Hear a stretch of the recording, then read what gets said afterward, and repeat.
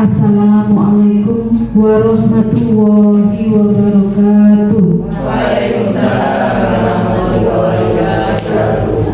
Kepada yang terhormat Ibu Kepala Sekolah SD Negeri 2 Ketapang, Ibu Tati Supriyati SPD MPD, Bapak Ibu Guru SD Negeri 2 Ketapang yang saya hormati.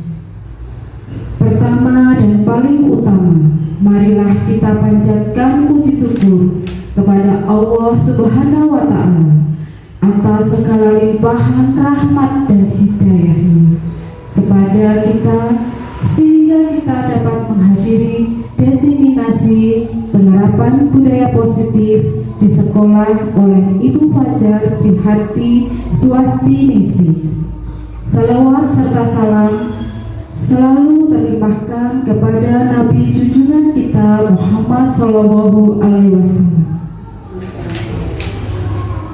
Adapun susunan acara sebagai berikut: 1. Pembukaan, 2. Sambutan Ibu Kepala Sekolah SD Negeri 2 Ketapang, 3. Acara diseminasi modul 1.4 budaya positif, 4. Penutup. Untuk acara yang pertama, pembukaan, marilah kita buka acara dengan membaca basmalah bersama-sama. Bismillahirrahmanirrahim. Acara kedua, sambutan Ibu Kepala Sekolah SD Negeri 2 Ketapang kepada Ibu Tati Supriyati SPD MPD dipersilahkan.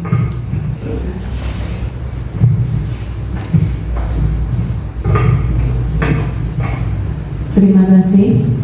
Bismillahirrahmanirrahim. Assalamualaikum warahmatullahi wabarakatuh. Waalaikumsalam warahmatullahi wabarakatuh. Alhamdulillahirabbil alamin wa bihi nasta'inu ala umuri dunya waddin. Wassalatu wassalamu ala asyrofil anbiya'i wal mursalin sayyidina wa maulana Muhammadin wa ala alihi washabbihi ajmain, amma ba'd. Yang saya hormati Bapak Ibu Guru SD Negeri 2 Ketapang, khususnya kepada CGP yaitu Ibu Fajar Bihati Swastiningsih SPD MSI. Marilah yang pertama dan utama, senantiasa kita bersyukur kepada Allah Subhanahu wa Ta'ala yang telah melimpahkan segala rahmat, taufik dan hidayahnya pada kita semuanya, sehingga pada siang hari ini kita masih diberikan kesempatan, kesehatan, keselamatan, sehingga kita dapat mengikuti acara diseminasi modul budaya positif CGP Angkatan 7 Kabupaten Kendal yang akan nanti disampaikan oleh Ibu Fajar Bihati Swastiningsih SPD MSI. Tak lupa salawat dan salam mari senantiasa kita sanjungkan kepada junjungan kita Nabi Agung Muhammad Sallallahu Alaihi Wasallam, yang insya Allah syafaatnya terlimpah pada kita semuanya di hari ini sampai hari akhir nanti. Amin ya rabbal alamin. Bapak Ibu yang saya hormati, untuk acara diseminasi pada siang hari ini yang akan disampaikan oleh peserta CGP dari SD Negeri 2 Ketapang, saya sebagai kepala sekolah yang dituakan di sini mewakili keluarga besar SD Negeri 2 Ketapang mengucapkan selamat kepada Ibu Fajar Bihati Swastiningsih SPD MSI yang telah berhasil dalam mengikuti program CGP ini, yang mungkin sudah sampai di tengah-tengah perjalanan. Selamat dan sukses, dan semoga ke depan nanti sampai dengan selesainya program CGP tahun 2023 ini, Bu Fajar dapat menyelesaikan semua tugas-tugasnya di program CGP ini dengan sebaik-baiknya, dengan lancar, dengan selamat, tidak ada halangan suatu apapun, sehingga nanti dapat lulus dan lolos sebagai guru penggerak. Untuk Bu Fajar yang di tengah-tengah ini sedang berjuang menyelesaikan CGP, kalau saya bilang berjuang bukan berarti hal yang mengerikan ya, atau hal itu suatu hal yang hal yang menakutkan, bukan. Tetapi perjuangan Bu Fajar ini dalam sebuah keasikan ya Bu Fajar ya. Anggaplah ini sebuah hiburan yang menyenangkan, yang membuahkan sesuatu hasil yang positif nanti. Program CGP yang ditawarkan oleh pemerintah kepada teman-teman guru, di mana penawaran itu melalui tes seleksi secara online nih Bu Fajar. Ternyata tidak main-main. Ditawarkan kepada kita semuanya, kepada siapapun yang memenuhi persyaratan untuk mengikuti seleksi CGP selama ini melalui kegiatan online terlebih dahulu untuk tes awalnya, kemudian penjaringannya secara online juga, kemudian pengumumannya juga secara online, kemudian setelah lolos barulah praktek-praktek di lapangan bersama dengan fasilitator dan komunitas CGP yang lain dilaksanakan secara nyata. Demikian Bapak Ibu, jadi CGP ini bukan suatu hal yang menakutkan jadi teman-teman yang lain yang belum, monggo saya hanya bisa memotivasi ketika masih ada kesempatan, usia memenuhi, pendidikan memenuhi, kriteria yang lain juga terpenuhi, mari silahkan, ayo untuk mengikuti jejak senior-senior kita yang sudah dan yang sedang menjalani program CGP tersebut. Jangan ragu dengan situasi kita saat ini. Bu Fajar yang selama ini masih sekitar 3 bulan atau 4 bulan ini juga tidak ada yang meripili ya, tidak ada yang ngelong ya, tidak ada yang cedera karena jatuh bangun ya, tidak ada sama sekali. Tambah ceria, tambah semangat, tambah gembira karena banyak teman, tambah saudara, tambah ilmu juga tentunya. Jadi bukan hal yang menakutkan ketika kita mengikuti program CGP. Saya pun andaikan saya masih bisa ikut, saya kepengen ikut, tetapi sayangnya dari berbagai segi, dari usia, dari masa kerja dan sebagainya mungkin sudah tidak memenuhi persyaratan, sehingga saya cukup menimba ilmu dari teman-teman yang sudah menjalankan program tersebut. Ketika saya ingin ikut bersama-sama menimba ilmu, saya kadang nimbrung, Pak Dwi ini sedang apa, caranya bagaimana, Bu Fajar terhadap apa, saya tak lihat, saya tak ikut belajar, hanya mungkin sebatas itu yang bisa saya lakukan, karena menimba ilmu ini tidak terbatas usia muda saja, tetapi lifelong education ya, semuanya itu sudah sejak dulu ada. Jadi ilmu atau pendidikan itu kita jalankan sepanjang hidup kita, ketika kita masih bisa melaksanakan, masih punya waktu, kesempatan, tidak ada salahnya ilmu dimanapun bentuknya apapun bisa kita pelajari. Untuk Bu Fajar ini selamat sekali lagi sudah bisa melaksanakan program CGP sampai dengan hari ini, dan mudah-mudahan sampai dengan selesai bulan-bulan yang kedepannya tetap semangat, tetap berkarya, tetap eksis, tidak ada masalah, semoga tidak ada halangan apapun, tidak ada kesulitan apapun. Bila ada kesulitan itu wajar pasti sesuatu hal itu kalau semuanya mudah, nanti kita terlena dengan kemudahan itu tidak akan berusaha. Tapi kalau diberi sedikit kesulitan, pasti kita akan tertantang. Seperti ketika kita mengajar, ada pertanyaan pemantik, ada pertanyaan untuk persepsi. Seperti halnya kegiatan tersebut juga ada semacam itu. Jadi jika ada kesulitan, itulah pertanyaan pemantik yang tidak terasa kita terima, kita akan tertantang untuk berusaha untuk menyelesaikan masalah yang ada. Caranya bagaimana? Nah ini cara yang biasanya terfikirkan, misalnya caranya dengan berdiskusi atau berkomunikasi dengan komunitas yang serupa, atau menimba ilmu dari seniornya, atau komunikasi dengan fasilitator dan sebagainya. Itulah usaha-usaha yang dilakukan ketika kita menemui satu kesulitan. Tetapi insya Allah kesulitan-kesulitan seperti yang saya tadi ceritakan bisa diatasi semuanya gitu. Jadi untuk kegiatan CGP selanjutnya yang mungkin masih beberapa bulan ke depan ini, insya Allah Bu Fajar tidak akan menemui kesulitan yang berat gitu, karena sudah berpengalaman di awal-awal bulan ini. Meskipun ada kesulitan tetap bisa diatasi. Yang saya amati, kesulitan itu tidak begitu menjadi beban.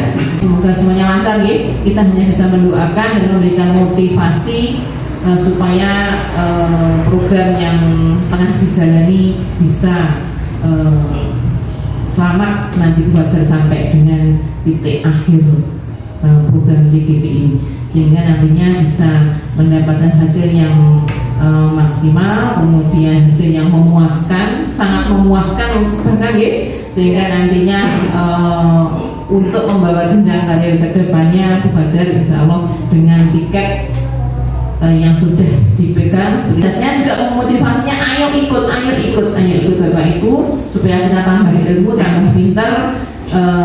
Program-program yang diadakan oleh kementerian itu pasti program-program yang bagus untuk karir kita, untuk berkaitan dengan kegiatan kita, tugas-tugas kita, pasti ada hikmahnya, ada ilmu barunya, ada sesuatu yang bisa kita petik dan kita laksanakan di lapangan, yang tentunya itu sebuah hal yang yang baru, yang pasti untuk meningkatkan kapasitas kita, meningkatkan kemampuan kita di bidang kita masing-masing, khususnya sebagai guru penggerak. Ini yang sedang tren adalah guru penggerak di sekolah penggerak. Sebenarnya ini sudah sangat pas sekali, di mana sekolah penggerak, dunia penggerak ini klop ya. Nah, maka mari teman-teman yang belum, tetap kita doakan, kita motivasi, ketika nanti ada kesempatan ikut, kita semuanya bisa mengikuti. Insya Allah masih ada kesempatan yang belum dibuka ya oleh pemerintah. Insya Allah nanti akan dilanjutkan dengan angkatan-angkatan berikutnya. Demikian yang bisa saya sampaikan, dan mudah-mudahan diseminasi yang akan disampaikan Bu Fajar siang hari ini juga bisa memberikan manfaat untuk kita semuanya, bisa memberikan motivasi, maupun bisa memberikan gambaran-gambaran yang baik, praktek-praktek baik di sekolah, di kelas, yang nantinya berimbas ke anak-anak, ke murid-murid kita, di mana anak-anak ini akan menjadi sebuah proyek nih. Artinya tujuan akhirnya nanti adalah kita akan mengajak atau membuat anak ini seperti tujuan dari pendidikan saat ini ataupun yang sudah dicanangkan di kurikulum Merdeka, yaitu siswa yang mempunyai karakter sebagaimana yang tertera dalam kurikulum Merdeka yang sedang kita jalankan di program sekolah penggerak ini, yaitu profil pelajar Pancasila.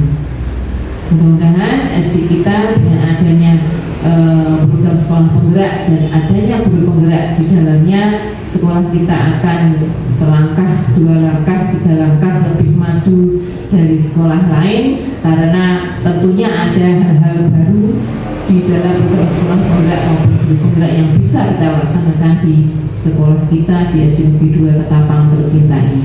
Mudah-mudahan apa yang kita dambakan, yang kita cita-citakan sesuai dan selaras dengan apa yang dicanangkan oleh pemerintah dalam program-program sekolah maupun guru penggerak.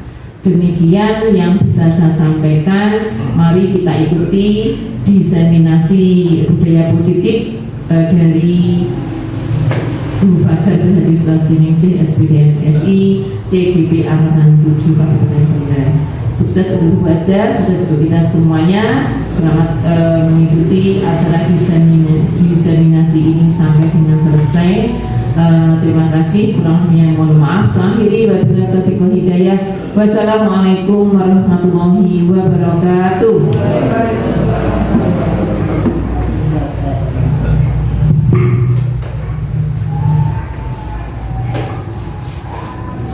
Terima kasih Ibu Tati Supriyati SPD MPD.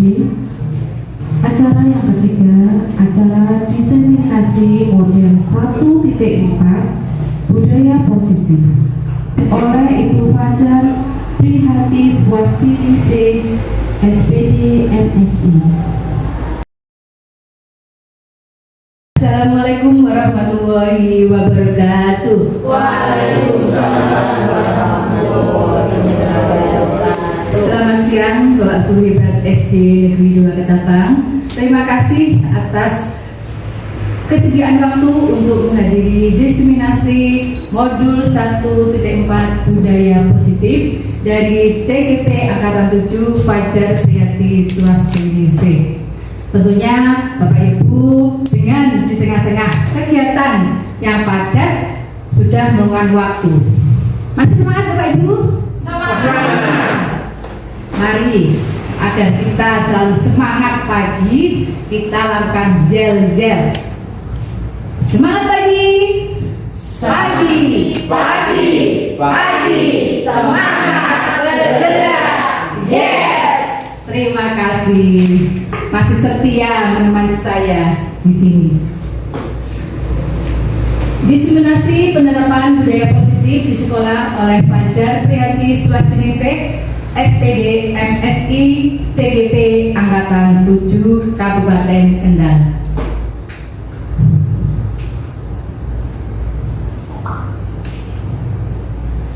Makna kata dari disiplin, tentunya Bapak Ibu sudah mengenal kata disiplin karena dalam kegiatan kita sehari-hari tak lepas dari kata disiplin. Apakah Anda setuju dengan pernyataan ini?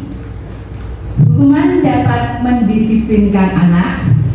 Bagaimana Bapak Ibu? Tidak setuju. Tidak setuju. Bagaimana Pak Dik? Hukuman menurut saya tidak setuju. Hukuman tidak dapat mendisiplinkan anak. Ya. Terima kasih kepada Bapak Rizkiono. Ada pendapat yang lain? Bu Esti mungkin? Hampir sama, hukuman tidak bisa mendisiplinkan anak, tapi bisa menimbulkan efek jerah. Terima kasih kepada Ibu Esti dan Bapak Dwi. Pertanyaan kedua, pemberian hukuman dengan hal positif seperti membaca atau membersihkan halaman sekolah dapat meningkatkan disiplin anak. Bagaimana pendapat dari Bapak Ibu? Apakah setuju atau tidak? Bu Rina, monggo. Kurang setuju. Kurang setuju. Terima kasih pendapatnya Bu Rina. Bu Santi, monggo mungkin ada pendapat? Saya juga kurang setuju. Belum tentu anak diberi hal yang positif seperti membaca atau membersihkan halaman sekolah itu dapat meningkatkan disiplin anak, itu belum tentu Ibu. Terima kasih. Ya, terima kasih pendapatnya Ibu Rina dan Bu Santi. Untuk pernyataan yang ketiga, memberi penghargaan dapat meningkatkan motivasi belajar anak. Setuju apakah tidak? Monggo Pak Rindo. Setuju. Terima kasih Bapak Rindo. Bu Yanti, bagaimana pendapatnya? Memberi penghargaan dapat meningkatkan motivasi belajar anak. Ini saya sangat setuju agar anak-anak lebih termotivasi dalam belajar. Terima kasih pendapat Bapak Guru hebat. Pendapatnya sangat luar biasa. Mari kita bersama-sama untuk menyimak penjelasan berikut. Apakah dari pernyataan pemantik ini yang Bapak Ibu kemukakan bisa sesuai atau tidak? Perubahan paradigma baru. Di sini ada kegiatan, di situ ada gambar kepalan tangan. Saya minta tolong satu teman untuk maju ke depan. Monggo Bu Cantik, bisa maju ke depan.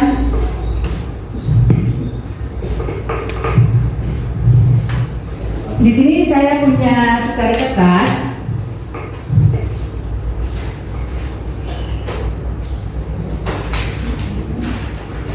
Punya secari kertas.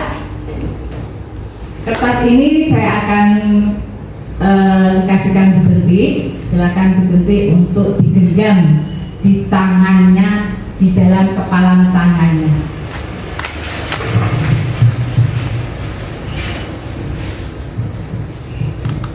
Selanjutnya saya akan mencoba membujuk Bu Cantik dengan cara menghardik, bahkan merayu, menyuap agar Bu Cantik membuka kepalan tangannya.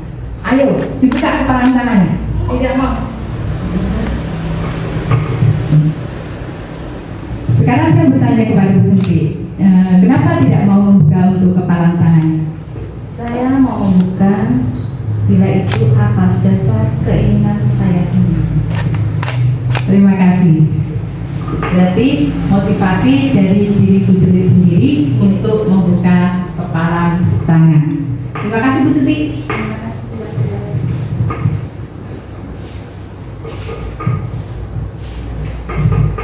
Siapa sesungguhnya yang memiliki kontrol? Stimulus respon akan bersanding dengan teori kontrol. Yang pertama, kita mencoba mengubah orang agar berpandangan sama dengan kita. Berbeda dengan teori yang ada, bahwa kita berusaha memahami pandangan orang lain tentang dunia, bahwa sesungguhnya pandangan orang lain tidak bisa kita samakan dengan pandangan diri kita.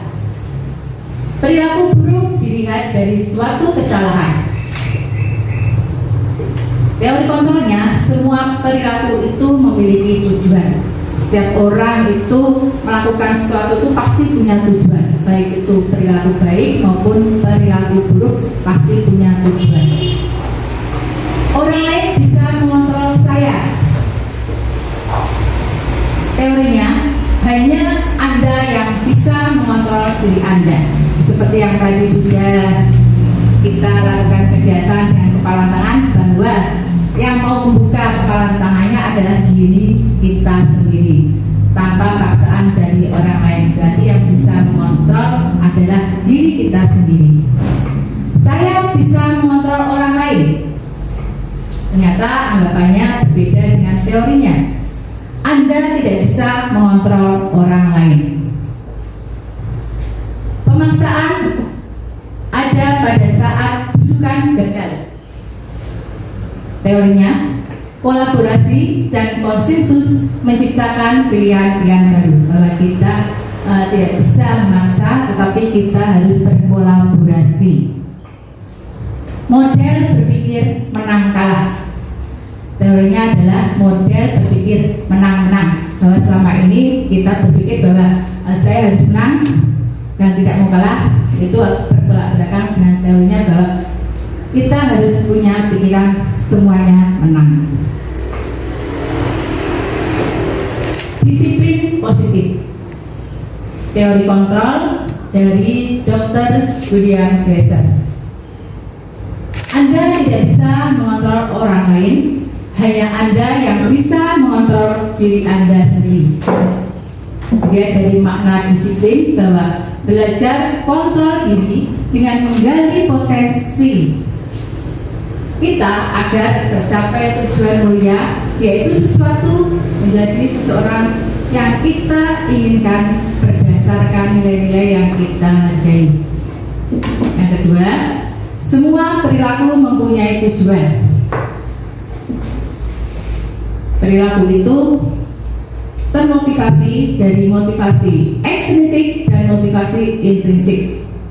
Motivasi ekstrinsik yaitu untuk satu, menghindari hukuman, bahwa seseorang itu melakukan disiplin itu untuk menghindari hukuman. Yang kedua, untuk mendapatkan imbalan atau penghargaan. Motivasi intrinsik dari dalam diri kita sendiri yaitu untuk menghargai diri sendiri,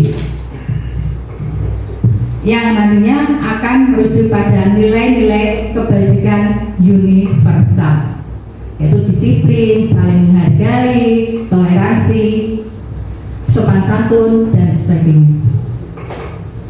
Model berpikir menang-menang, kolaborasi, dan konsensus menciptakan pilihan-pilihan baru.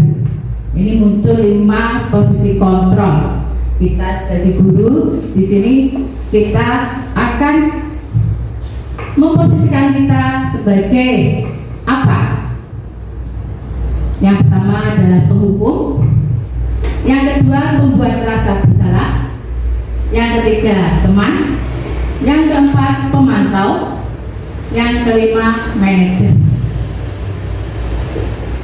Realitas kebutuhan kita berusaha memahami pandangan orang lain tentang dunia. Setiap orang memiliki gambaran berbeda. Ini sesuai dengan 5 kebutuhan dasar manusia, bahwa manusia itu kebutuhan dasarnya yang pertama adalah bertahan hidup, yang kedua penguasaan. Setiap orang pasti punya keinginan untuk berkuasa, kasih sayang dan rasa diterima. Setiap orang ingin mempunyai atau dikasih sayang dan diterima dimanapun kita berada. Kesenangan, setiap orang pasti memiliki kesenangan dan kebebasan.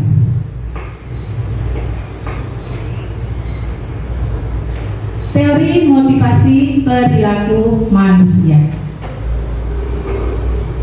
Motivasi dari manusia, perilaku manusia itu terbagi menjadi 2, yaitu dari motivasi eksternal dan motivasi internal. Motivasi eksternal yang pertama tujuannya untuk menghindari ketidaknyamanan atau hukuman. Apa yang akan terjadi apabila saya tidak melakukannya? Dikhawatirkan apabila kita tidak melakukan akan mendapatkan hukuman. Itu motivasi dari eksternal atau dari luar diri seseorang. Motivasi eksternal yang kedua, untuk mendapatkan imbalan dari orang lain atau institusi. Apa yang akan saya dapatkan apabila saya melakukannya? Mengharapkan imbalan apabila kita berperilaku atau melaksanakan disiplin, itu imbalan saya itu apa? Itu motivasi eksternal. Motivasi yang kedua adalah motivasi internal. Ini yang nantinya akan merujuk ke tujuan disiplin positif.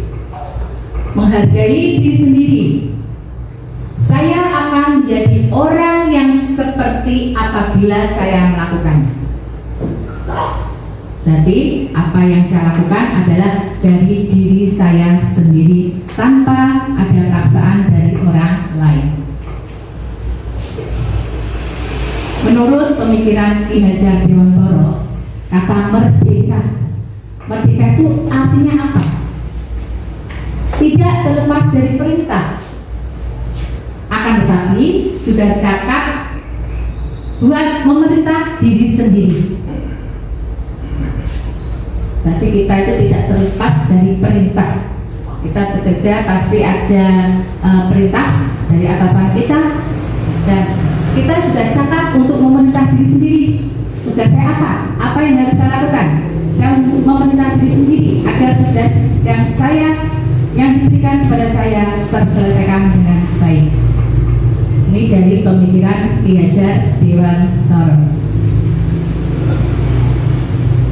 Sebagai pendidik, tujuan kita adalah menciptakan anak-anak yang memiliki disiplin diri sehingga mereka bisa berperilaku dengan mengacu pada nilai-nilai kebajikan universal dan memiliki motivasi intrinsik bukan ekstrinsik. Di sini peran guru memberikan motivasi agar anak itu disiplin itu dari dalam dirinya sendiri, tidak paksaan dari orang lain walaupun itu dari gurunya.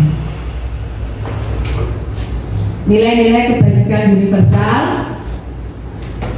diantaranya sesuai dengan profil pelajar Pancasila, yaitu beriman dan bertakwa kepada Tuhan Yang Maha Esa dan berakhlak mulia.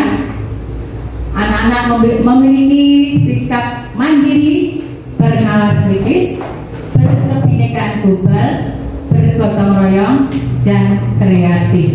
Ini tujuan dari pendidikan kita, menuntun anak untuk menjadi seorang yang berprofil pelajar Pancasila.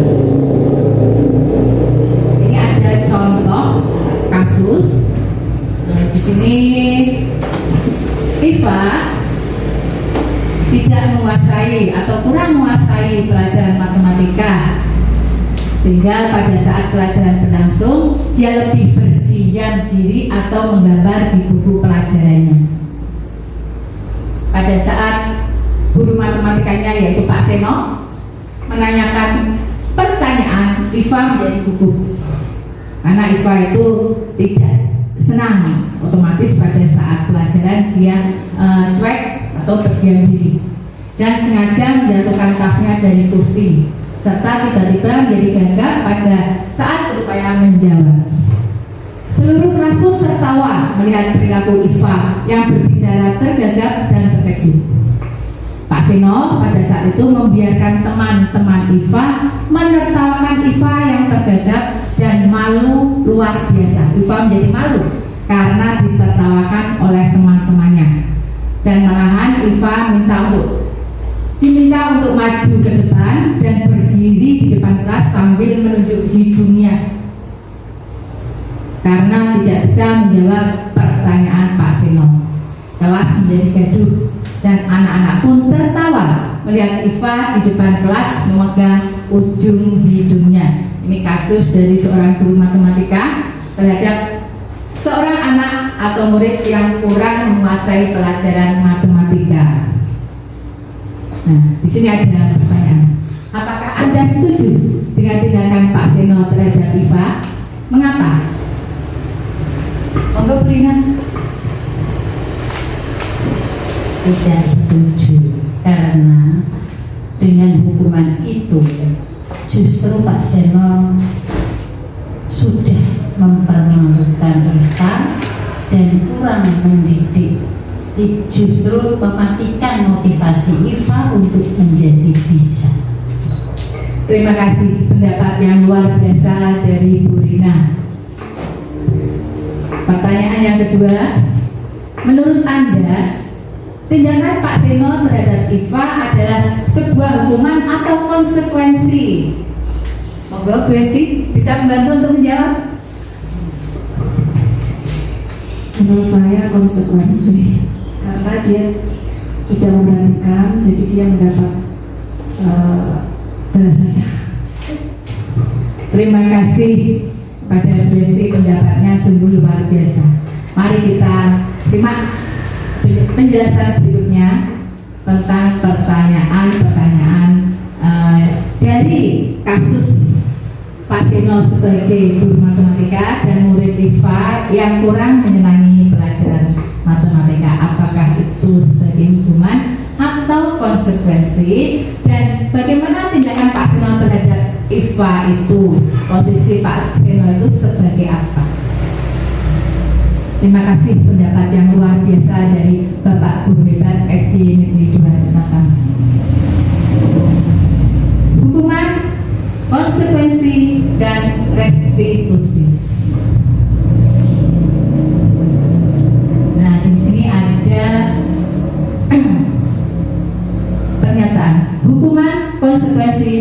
restitusi. Dalam menjalankan peraturan atau keyakinan kelas sekolah ada pelanggaran, tentunya sesuatu harus terjadi. Kalau ada pelanggaran pasti ada yang akan terjadi selanjutnya. Untuk itu kita perlu meninjau ulang tindakan penegakan peraturan atau keyakinan kelas atau pada umumnya di sekolah kita selama ini. Tindakan terhadap suatu pelanggaran pada umumnya berbentuk hukuman atau konsekuensi. Seperti sekarang ini, apabila ada seorang siswa yang melanggar peraturan, guru seringkali memberikan hukuman atau konsekuensi. Nah, di sini nanti akan dijelaskan lebih lanjut dengan restitusi. Apa itu restitusi? Ada hukuman, konsekuensi, dan restitusi.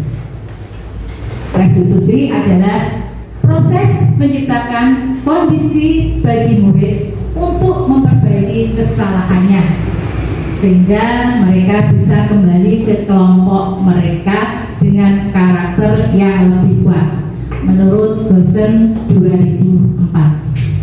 Nah, anak yang melakukan kesalahan atau melanggar peraturan, bagaimana cara mereka memperbaiki kesalahan? Itu yang dinamakan restitusi. Restitusi merupakan proses kolaborasi yang mengajarkan murid untuk mencari solusi. Apabila murid itu melakukan kesalahan, guru bersama-sama murid berkolaborasi. Solusi dari kesalahan yang dia perbuat itu apa untuk menyelesaikan masalah mereka, dan membantu murid berpikir tentang orang seperti apa yang mereka inginkan dan bagaimana mereka harus memperlakukan orang. Selsen Gosen 96. Nah, di sini ada 9 ciri-ciri restitusi. Yang pertama, bukan untuk menebus kesalahan, namun untuk belajar dari kesalahan. Selama ini kita memperlakukan siswa apabila ada seorang siswa melakukan kesalahan, pelanggaran, kita menyuruh siswa untuk menebus kesalahan itu dengan adanya hukuman. Yang kedua, memperbaiki hubungan. Yang ketiga, tawaran bukan paksaan. Kita tawarkan apa yang akan kamu lakukan atau kamu perbaiki agar tidak melakukan kesalahan kembali. Kita tawarkan kepada peserta didik kita atau murid kita. Restitusi menuntun anak untuk melihat ke dalam diri. Jadi mengapa anak itu bisa melakukan kesalahan atau pelanggaran terhadap suatu peraturan. Restitusi mencari kebutuhan dasar yang mendasari tindakan. Nah, kenapa anak itu melakukan pelanggaran? Sebetulnya kebutuhan mereka itu apa? Apa yang mereka inginkan? Restitusi diri adalah cara yang paling baik. Restitusi fokus pada karakter, bukan tindakan. Restitusi fokus pada solusi. Jadi restitusi itu kita mencari solusi dari masalah yang terjadi pada siswa tersebut. Restitusi mengembalikan murid yang berbuat salah pada kelompoknya. Tidak seperti tadi kasus Iva itu, bahwa Iva disuruh maju, akhirnya teman-teman menertawakan, yang pada akhirnya Iva malu untuk bergabung lagi dengan teman-temannya. Di sini restitusi mengembalikan murid yang berbuat salah pada kelompoknya, sehingga nanti bersama dengan siswa-siswa lain tidak merasa malu dengan apa yang telah dilakukan.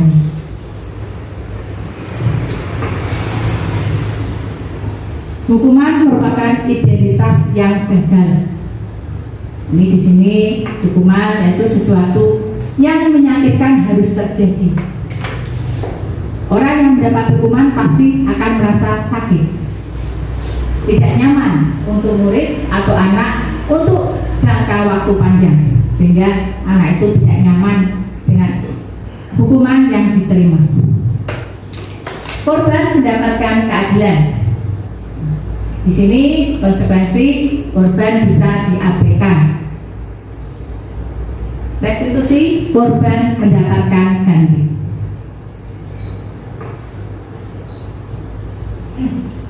Murid atau anak akan tersakiti. Konsekuensi, murid atau anak dibuat tidak nyaman. Ini masih merasa tidak nyaman dengan lingkungan sekitar. Restitusi, masalah terpecahkan. Jadi masalah anak itu melakukan pelanggaran itu apa, dicari solusinya, dan nanti akan terpecahkan oleh anak itu sendiri berdasarkan keinginan. Sistem tidak akan berjalan bila murid tidak takut. Untuk konsekuensi, memerlukan monitoring dan supervisi terus-menerus dari guru. Murid belajar bertanggung jawab untuk perilakunya. Ini untuk restitusi. Hukuman berlaku hanya pada sebuah institusi, tidak berlanjut pada kehidupan nyata. Kalau konsekuensi, membantu penerapan mengikuti peraturan dalam masyarakat. Restitusi fokus pada pemecahan masalah dalam jangka waktu panjang. Pada intinya restitusi itu mencari solusi dari masalah yang ada. Hukuman, peraturannya adalah kamu harus ini, kamu harus itu. Konsekuensi, apa peraturannya?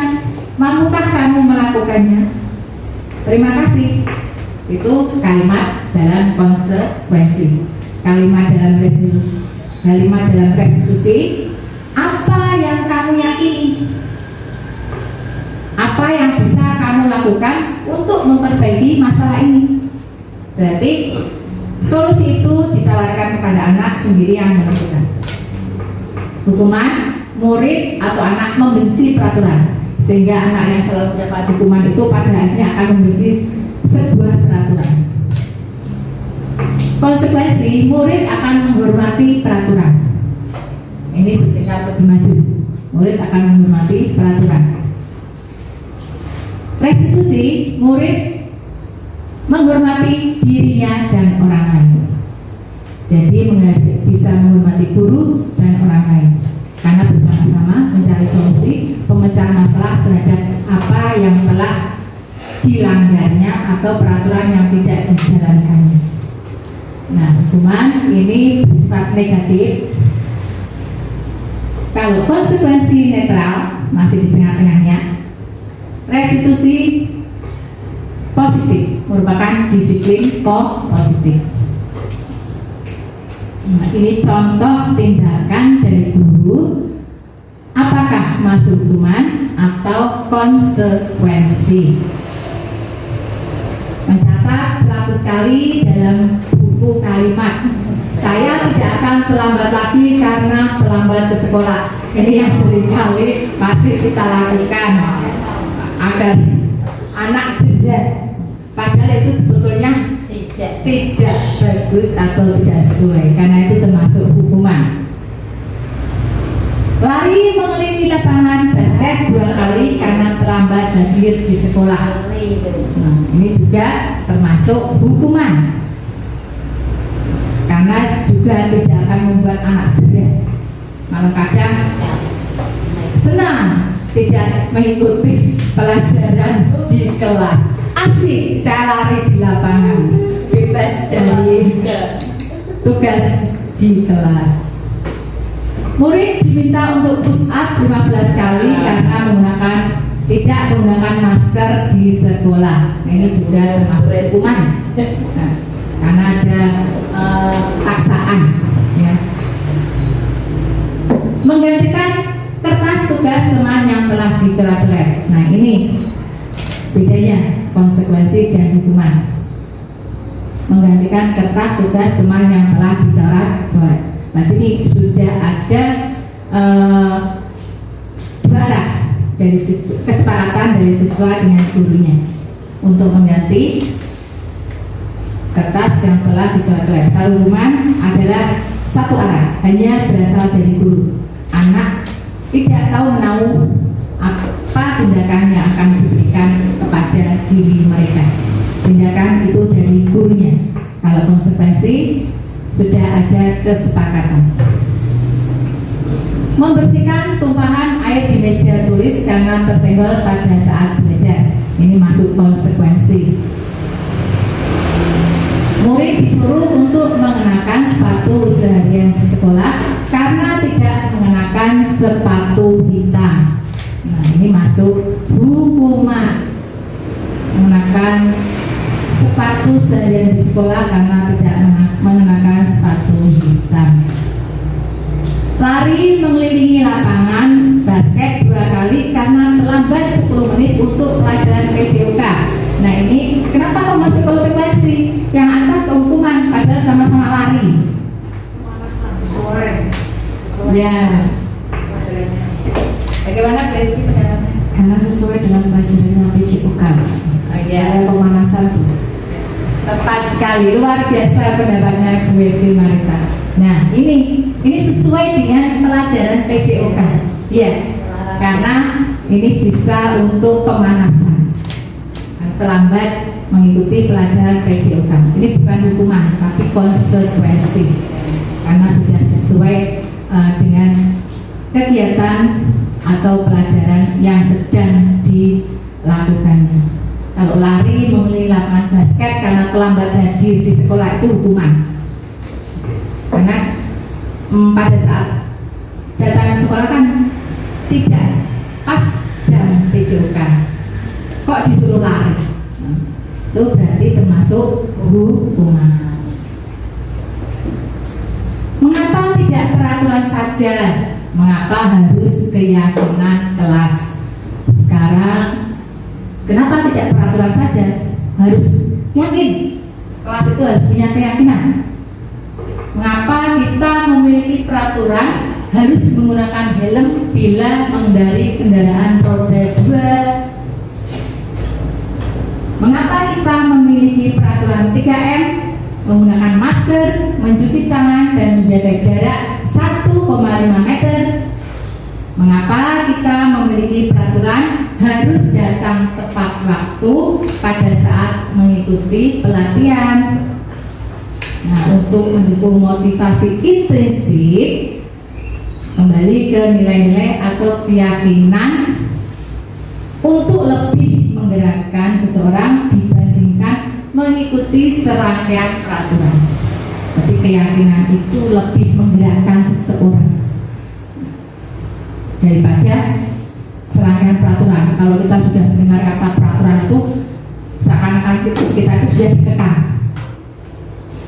Kalau keyakinan, kita yakin kita harus datang tepat waktu, kita harus mengikuti aturan yang ada, yakin dalam diri kita sendiri. Kalau sudah mendengar kata peraturan, sudah kita punya perasaan dikekang. Nah, di sini ada sebuah lingkaran yang berisi 4 lingkaran. Lingkaran yang paling kecil adalah peraturan kelas. Setiap kelas punya peraturan, nih Bapak Ibu Ibu. Ya, pastinya semua kelas memiliki peraturan. Nah, dari peraturan itu kita sekarang ubah menjadi keyakinan kelas. Yang nantinya setiap kelas sudah meyakini apa yang keyakinan dari kelas masing-masing akan menciptakan lingkungan yang positif di sekolah kita. Dari lingkungan positif akan menciptakan budaya positif, sehingga SD kita sudah dari siswanya, dari warga sekolahnya memiliki budaya positif. Dari peraturan kelas yang diubah atau berubah menjadi keyakinan kelas. Ini contoh kesepakatan kelas.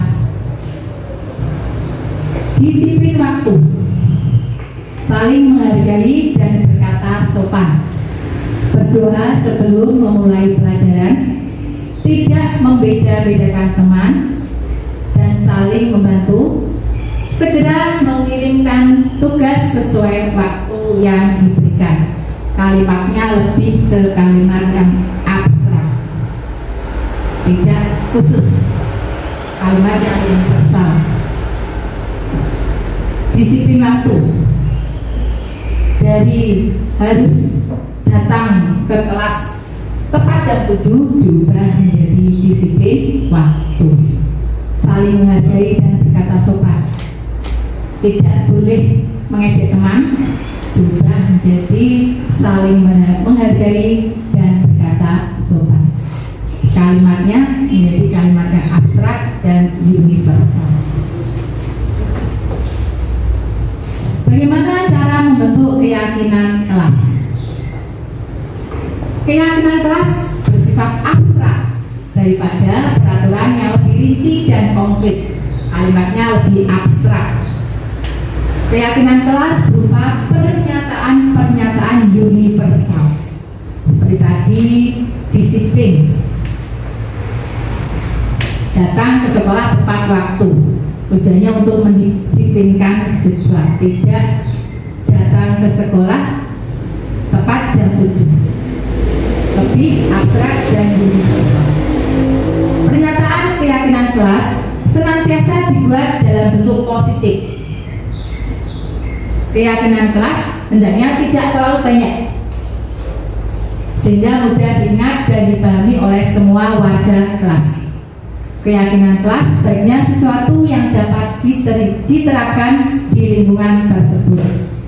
Semua warga kelas hendaknya ikut berkontribusi dalam pembuatan keyakinan kelas lewat kegiatan curah pendapat. Di sini Bapak Ibu guru dengan siswa, dengan murid berkolaborasi curah pendapat apa saja keyakinan yang akan diyakini dalam kelas tersebut. Ada sebuah kesepakatan. Bersedia meninjau kembali keyakinan kelas dari waktu ke waktu.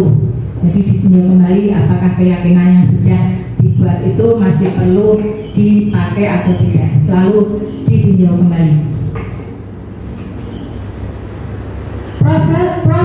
Prosedur pembentukan keyakinan kelas.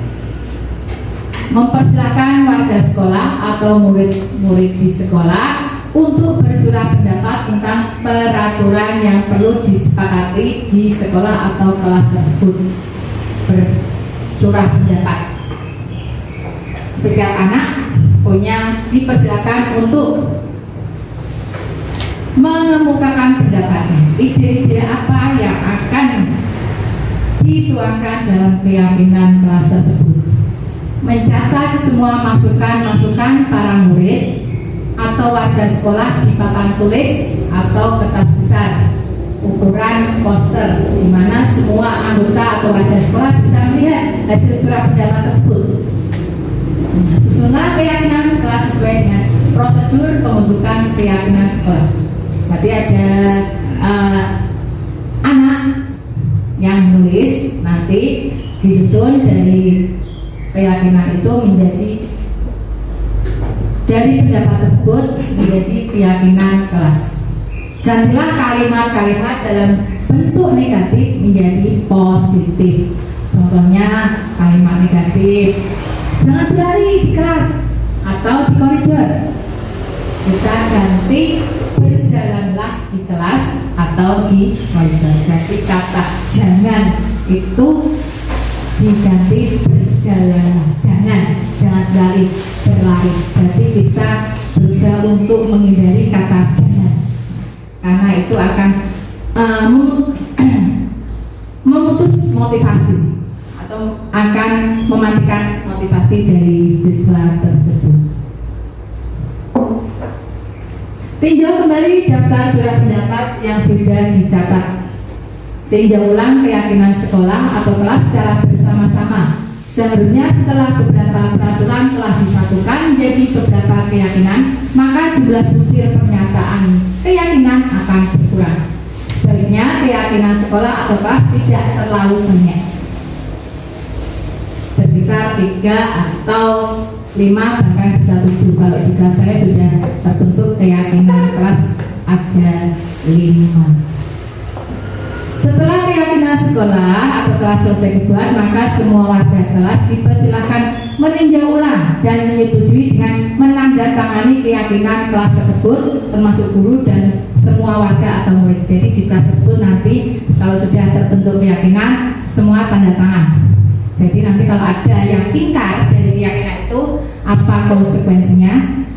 Nanti siswa sendiri yang menentukan dari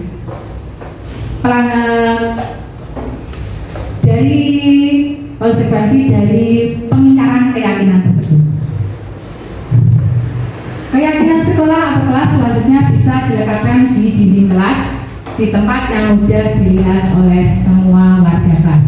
Jadi keyakinan yang sudah dibentuk ditempel di dinding sehingga siswa bisa melihat dari keyakinan yang telah dibuat. Ini ada contoh keyakinan kelas. Selalu bersikap positif, senantiasa menjadi diri terbaik, percaya dan menghormati orang lain serta barang miliknya, berkomitmen terhadap setiap tugas, senantiasa membantu. Nah, membantu ini dan tolong menolong, kerjasama, seperti anak dibiasakan untuk selalu membantu, datang tepat waktu, menyapa teman dan guru setiap hari. Di sini datang tepat waktu, bahkan tidak tampak sering hadir terlambat. Tidak tampak seperti sering hadir terlambat. Ini datang tepat waktu. Ini dari contoh beberapa keyakinan kelas. Kalimatnya adalah kalimat positif, kalimat yang abstrak dan universal. Nah, di sini ada perbedaan antara peraturan dan keyakinan kelas dari segi kalimat. Peraturan selalu kembalikan buku pada tempatnya. Di sini keyakinannya adalah tanggung jawab, berarti lebih abstrak dan universal. Tanggung jawab, dilarang mengganggu orang lain. Keyakinan kelas menghormati orang lain. Hadir di sekolah 15 menit sebelum pembelajaran dimulai, menghormati orang lain, berkomitmen. Dilarang melakukan kekerasan, jadi keselamatan, menghargai orang lain. Dilarang menggunakan narkoba, keyakinannya adalah untuk kesehatan, sehat. Bergantian untuk menunggu giliran, menghormati orang lain, keyakinannya, dan bersabar. Menggunakan masker, ini keyakinannya adalah kesehatan dan keselamatan. Peraturan, jangan berlari di kelas atau koridor, keyakinan, keselamatan, dan keamanan. Ini dari perbedaan antara peraturan dan keyakinan dari kalimat. Nah, setiap manusia itu memiliki kebutuhan dasar, seperti diri saya sendiri dan juga Bapak Guru hebat pastinya mempunyai kebutuhan dasar. Yang pertama adalah bertahan hidup. Semua manusia itu kebutuhannya adalah untuk bertahan hidup. Yang kedua, kasih sayang dan rasa diterima. Semuanya mengharapkan ada kasih sayang dari sekeliling kita, lingkungan kita. Dan yang ketiga, penguasaan. Pasti manusia juga punya rasa butuh menguasai, termasuk diri saya sendiri dalam keluarga, bagaimana menguasai dari anak-anak. Kesenangan, manusia memiliki kesenangan, kebutuhan senang dan kebebasan.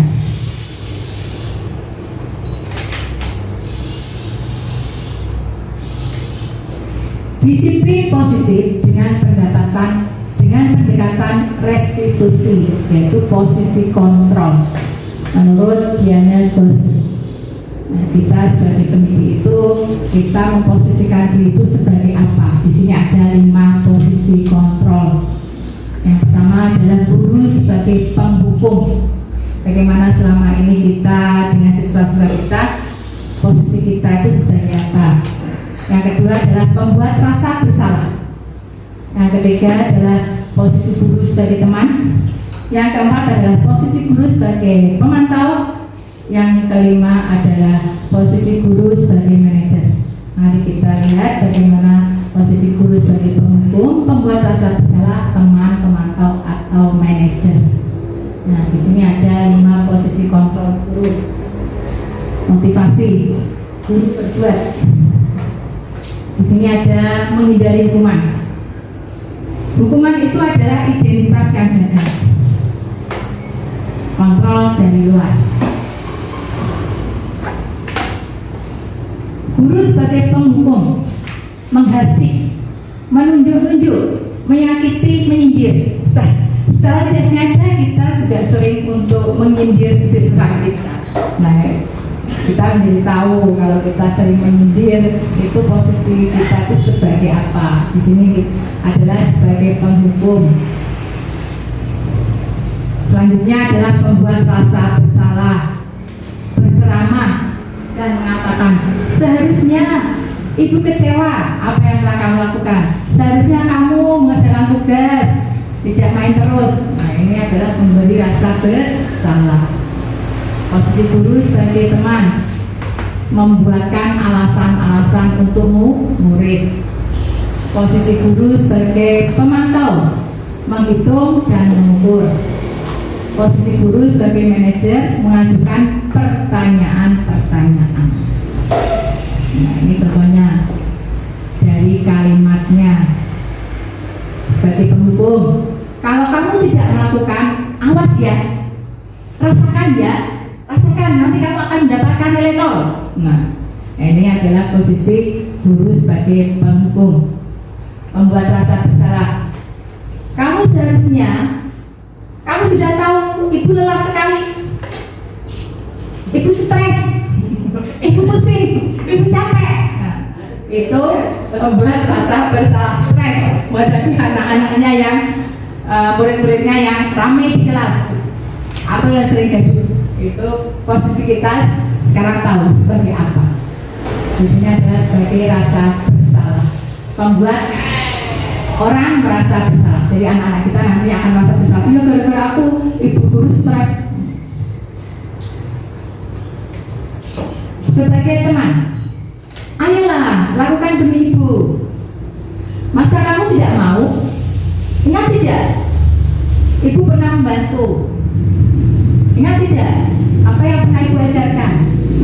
Itu sebagai teman. Seakan-akan siswa kita itu teman kita. Jadi kalimatnya seperti kalimat bersama dengan teman. Guru sebagai pemantau. Apa peraturannya? Kalau kamu tidak mengerjakan tugas, apa peraturannya? Nah, guru sebagai manajer.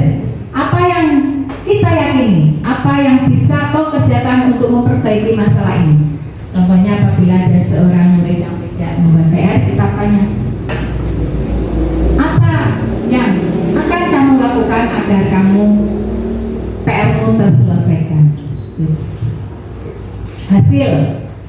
Hasil dari kontrol guru sebagai penghukum adalah siswanya itu memberontak, menyalahkan orang lain, berbohong, membuat rasa bersalah, menyembunyikan, menyangkal, dan siswanya itu berbohong. Seringnya siswa kita itu berbohong karena takut nanti kalau berkata jujur kita akan memarahi siswa tersebut. Sebagai teman, hasilnya adalah siswa kita ketergantungan pada guru. Sebagai pemantau, menyesuaikan diri bila diawasi. Jadi kalau tidak ada guru, siswa gaduh, bebas. Kalau ada guru, siswa anteng dan mengikuti apa yang dikatakan guru. Itu posisi guru sebagai pemantau. Kalau posisi guru sebagai manajer, hasilnya adalah menguatkan pribadi. Berarti gurunya itu menguatkan siswa. Apabila siswa melakukan suatu kesalahan, kita kuatkan. Apa yang akan kamu lakukan? Tindakan apa yang akan kamu lakukan agar kamu tidak melakukan kesalahan lagi? Berarti menguatkan pribadi. Kaitan dengan dunia berkualitas. Sebagai penghukum, murid meletakkan guru di luar dunia berkualitas. Muridnya menganggap gurunya itu bu itu, bu ini, sama itu, sama ini. Nah, guru menjadi tidak berkualitas di mata murid. Kalau kita posisinya sebagai penghukum. Posisi pembuat rasa bersalah, murid meletakkan guru di dalam dunia berkualitas. Bagi teman, murid meletakkan guru di sebagai orang yang sangat penting di dunia berkualitas. Sangat penting, ya itu adalah karena dianggapnya sebagai temannya. Sebagai pemantau, murid meletakkan guru, peraturan dan hukum di dunia berkualitas. Guru sering memberikan peraturan, sering menghukum.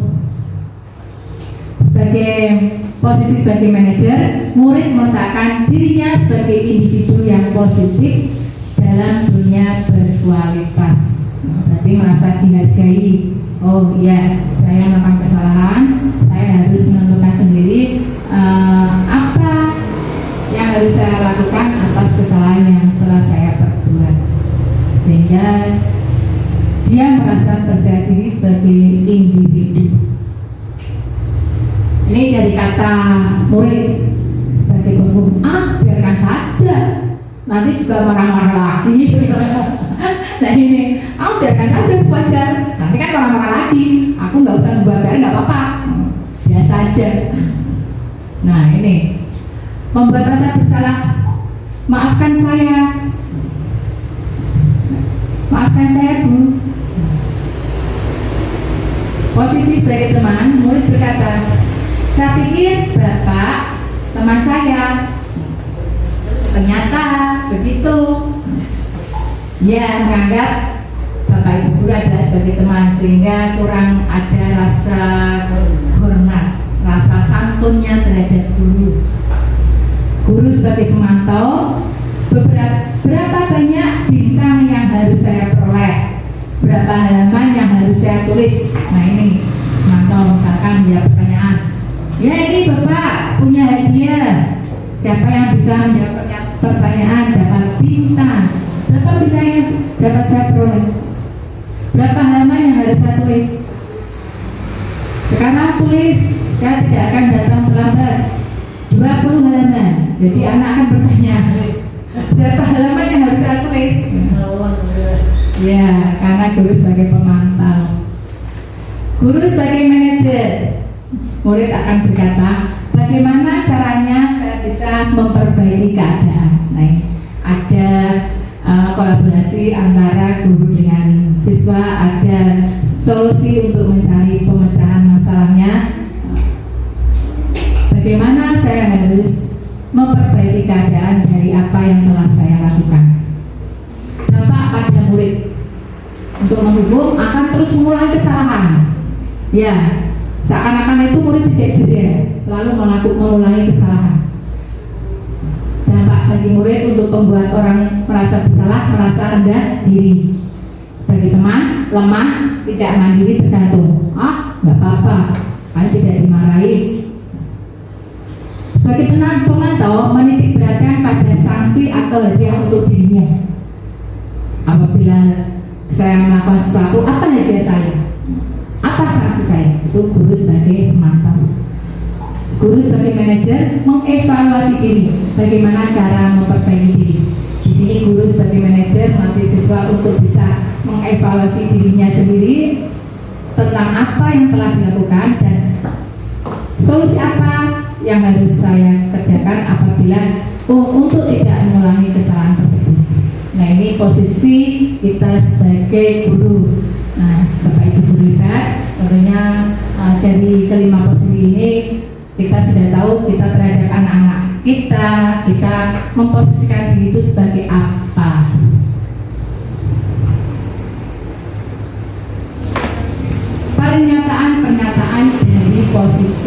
kontrol seorang guru. Saya kecewa sekali dengan kamu. Ini adalah posisi membuat orang merasa bersalah. Guru memposisikan diri sebagai pembuat orang merasa bersalah. Kamu tidak pernah benar melakukannya. Ini posisi sebagai penghukum. Ayolah, lakukan demi Bapak Ibu sebagai teman. Apakah kamu mau mendapatkan stiker bintang hari ini? Nah, ini pemantau. Dia mau melakukan sesuatu kalau mendapatkan hadiah. Bagaimana kamu bisa menyelesaikan masalah ini? Sebagai manajer bertanya, dari apa yang kamu lakukan, apa yang bisa kamu selesaikan dari yang telah kamu lakukan? Kamu selalu yang paling terakhir di penghukum. Kamu mau jalannya mesti terakhir. Kamu selalu salah terus, tidak pernah benar menjawab pertanyaan. Nah, ini adalah posisi sebagai penghukum. Nah, di sini adalah restitusi. Restitusi adalah proses menciptakan kondisi bagi murid untuk memperbaiki kesalahan mereka, sehingga mereka bisa kembali kepada kelompok mereka dengan karakter yang lebih kuat. Nah, ini posisi kita sebagai manajer itu, kita dengan melakukan restitusi, menciptakan kondisi murid untuk memperbaiki kesalahan mereka. Jadi kita berkolaborasi dengan murid untuk mencari solusi dari kesalahan yang telah dibuat. Nah, segitiga restitusi. Yang pertama adalah menstabilkan identitas, validasi kebutuhan, dan menanyakan keyakinan. Menstabilkan identitas. Setiap orang pasti pernah melakukan kesalahan. Nah, kita dulu. Jadi kita tidak langsung menjas kamu salah. Ibu juga pernah melakukan kesalahan. Nah, itu namanya menstabilkan identitas. Kamu bukan satu-satunya yang pernah melakukan ini. Yang kedua adalah validasi kebutuhan. Kamu tentu punya alasan mengapa melakukan ini. Seperti tadi sudah dijelaskan, setiap tindakan pasti punya alasan, walaupun itu tindakan baik ataupun tindakan buruk. Adakah cara yang lebih efektif untuk mendapatkan apa yang kamu butuhkan? Ini menanyakan. Dan yang ketiga adalah menanyakan keyakinan. Jadi menstabilkan identitas, mengetahui alasan dengan validasi kebutuhan. Dan yang ketiga adalah menanyakan keyakinan. Nilai-nilai apa yang telah kita sepakati? Kita akan melakukan pengingkaran keyakinan kelas. Jadi kita tanyakan nilai-nilai yang kita sepakati di dalam kelas itu apa saja. Kenapa kamu kok mengingkari dari keyakinan kelas kamu, kelas kita? Gitu. Menanyakan apa yang telah kita sepakati. Kamu ingin menjadi orang seperti apa? Nah, seperti itu. Misalkan sore datang terlambat. Validasi tindakannya adalah menanyakan keyakinan. Kamu kalau sering lambat, kamu mau apa? Mau menjadi seperti apa? Dengan kalimat-kalimat yang positif. Menstabilkan identitas. Anak yang melanggar peraturan karena sedang mencari perhatian adalah anak yang sedang mengalami kegagalan. Dia mencoba untuk memenuhi kebutuhan dasarnya, namun ada benturan. Kalau kita mengkritik dia, maka kita akan tetap membuatnya pada posisi gagal. Kalau dikritik terus, tidak akan bisa berubah. Kalau kita ingin dia menjadi reflektif, maka kita harus meyakinkan si anak dengan cara mengatakan kalimat-kalimat berikut ini. Nah, ini contohnya kalimat dalam menstabilkan identitas. Berbuat salah itu hal yang manusiawi. Tidak ada manusia yang sempurna. Ibu juga pernah berbuat salah. Kita pasti bisa menyelesaikan masalah ini. Dan banyak sekali kalimat-kalimat positif untuk menstabilkan identitas. Validasi tindakan yang salah. Setiap tindakan kita dilakukan dengan suatu tujuan, yaitu memenuhi kebutuhan dasar. Kalau kita memahami kebutuhan dasar, apa yang mendasari sebuah tindakan, kita akan bisa menemukan cara yang paling efektif untuk memenuhi kebutuhan tersebut. Kalimat-kalimat di bawah ini mungkin terdengar asing, namun bila dikatakan dengan nada tanpa menghakimi, memenuhi kebutuhan mereka, yaitu siswa kita. Ini contohnya, padahal kamu bisa melakukan yang lebih buruk dari ini ya. Nah ini, kamu pasti punya alasan mengapa melakukan hal itu. Kamu patut bangga pada dirimu sendiri karena kamu telah melindungi sesuatu yang penting buatmu. Contohnya anak yang berkelahi, ya. Kamu patut melindungi diri kamu sendiri, sesuatu yang penting buatmu. Nah itu kan biasanya anak itu kan untuk melindungi diri. Bu, saya ditonjok karena untuk melindungi dirinya sendiri. Kamu boleh mempertahankan sikap itu, tapi kamu harus menambahkan sikap yang baru. Misalkan ada perkelahian, kita boleh menggunakan kata, kamu boleh mempertahankan sikap itu, tapi kamu harus menambahkan sikap yang baru. Yang ketiga, menanyakan keyakinan.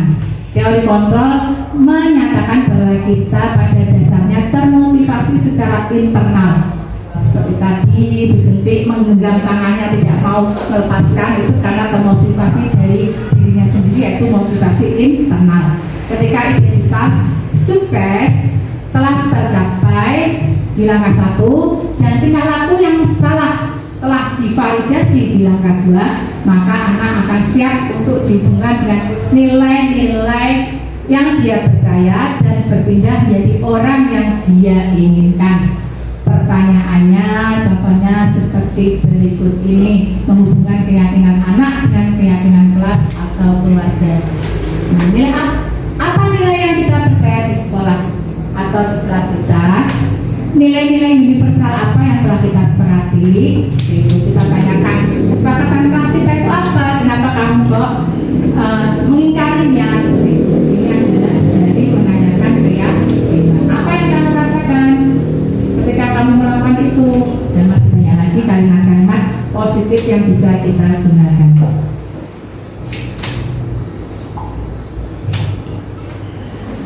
Guru dapat membantu dengan bertanya seperti apa jika mereka menjadi orang seperti itu. Ketika anak sudah mendapatkan gambaran yang jelas tentang orang seperti apa yang mereka inginkan, guru dapat membantu anak-anak tetap fokus pada gambaran tersebut. Nah, terima kasih. Diseminasi dari budaya positif di sekolah semoga dapat bermanfaat pada Bapak Guru hebat di SD Negeri 2 Ketapang, dan kita tahu dan kita bisa menempatkan diri kita itu sebagai posisi sebagai apa? Apakah sebagai penghukum, apakah sebagai pemantau, apakah sebagai pemberi rasa orang bersalah, apakah sebagai teman, dan apakah sebagai manajer.